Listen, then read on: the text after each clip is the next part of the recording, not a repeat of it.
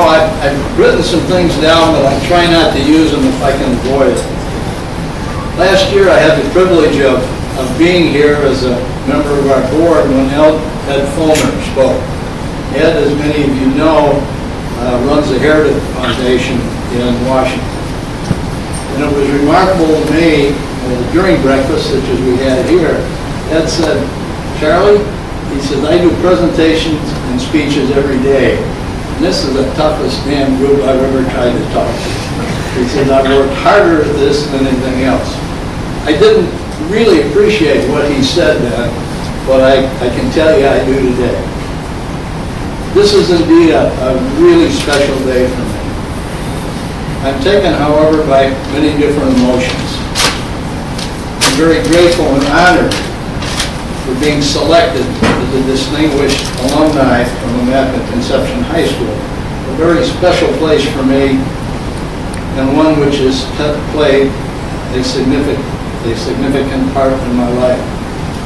But I guess the other emotion is I'm really embarrassed, and that I don't really feel that through the years that I've really done anything very remarkable, particularly when I consider the many other graduates of IC, and particularly our two distinguished guests today. I don't really know what in the world I'm doing here, but I'm happy to be here.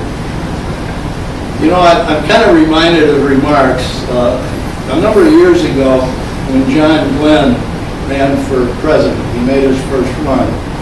I had the privilege of flying he and Annie and 20 of their staff members around for a couple months.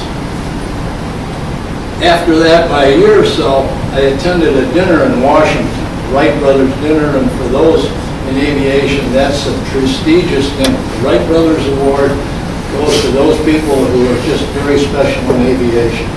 Charlie Lindbergh, Jimmy Doolittle, so forth and so on. And I happened to be there, and John stood up and he started laughing as he was introduced. And he told the audience, he says, I got to tell you something. He says, you know, about 3 weeks ago, I was presented with an award. And he says, the Master of Ceremonies and his enthusiasm, he says, he's introducing me, and the last thing he said was, I want to introduce John Glenn, one of the 5 great men in the world. John said, I felt pretty good about that. He said, Annie and I were on our way home that night, and we were riding along in the car, and he said, I looked at Annie and I said, Annie, you know, he's probably right. There are probably only 5 great men in the world. And of course, only as a wife can. He said, Annie looked at me and said, John, that's probably correct, but you ain't one of them. In any event, on a serious note, you know, I thought about things that I might share with you, trying to keep it brief. And as I struggled, Pam, God love her, talked to her a couple of days ago, and I said, Pam, I really don't know which way to go with this. And she said, as only a coach can, she says, why don't you just say what you think and what's made a difference? So that's what I'm going to try to do. I spent the time having said that, and I kept being drawn back to the years that I spent at high school, the difference that that's made, and the many happenings in 60 years since I first attended IC grade school and then high school. But maybe of more importance are the lessons I've learned and the friends I've made during those years. Now, many of you know my life is aviation. I love to fly airplanes, and I really enjoy teaching young pilots. And an argument that is had and been had for many years with instructors, with flight instructors, focuses on the argument, can you teach good decision making? I happen to fall on the side that said, I can't sit on that pilot's lap or that person's lap and make the decision. But our judge, our business as a teacher is to not make the decision, but to teach all of those things that a person should consider when making that decision. And if we're good at that, we'll probably be pretty good. The students will come out pretty well.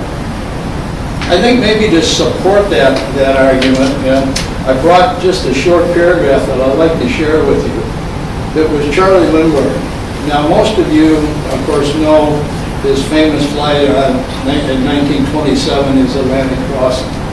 Many of you may also know that he had a lot of changes in that flight. He started out, or when they started, the weather had changed rather rapidly. And it cleared up, it cleared earlier than they thought.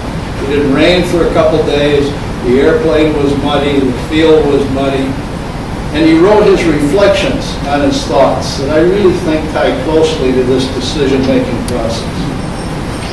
And he writes, "Those carefully laid performance curves of ours have no place for miss," was missed on that day, or a tailwind, we had a sudden wind shift, or a soft runway. And one of the 30 revolutions lost in the effect of moisture on the skin. No, I can turn to no formula. The limits of logic are past. Now the intangible effects of elements of flight, experience, instinct, intuition, must make the final judgment, place their weight upon the scale. In the last analysis, when the margin is close, when all the known factors have been considered, after equations have produced their lifeless numbers, one measures a field with an eye and checks the answer beyond the conscious mind. The final decision rests in me. So think with me for a minute, if you will, and let me try to explain what I mean. The years were 1952 through 1956. In conversation a few of us had, as we did in those days, with Sister Philip Neary, when she was asked what initiative it was, she responded, "If you see something that needs doing, do it." Sometime later, we had another conversation. Sister John Baptist, a gal that we all really liked. And she was asked by our group, "What's your definition of integrity?" Her concise answer was, "Integrity is doing the right thing when no one's looking." And then there was that guy conversation that several of us had with Dave Manamach's dad. Bill, I think you and I were there. And Dave Manamach that evening said, "You know, guys, I don't think there's any bad kids. He said, people make mistakes." And he says the difference between the good kids and the bad kids are the good kids accept responsibility for their action and then go about doing the right thing. Then comes the subject of religion during those 4 years. I had the same religion classes that everyone else at IC had. But I learned everything I needed to know about religion on Christmas Eve of 1956. My dad had a blood clot in his leg, and he was confined to bed. Couldn't move, didn't have bathroom privileges. As we got ready to go to midnight mass, well, I decided I needed to look in on him. So I went upstairs, peeked in his bedroom, and found him sitting on the edge of the bed, dressed in a suit and tie, a rosary in his hand, arms folded, watching midnight mass. He didn't know I saw him, but I didn't need any more classes on religion.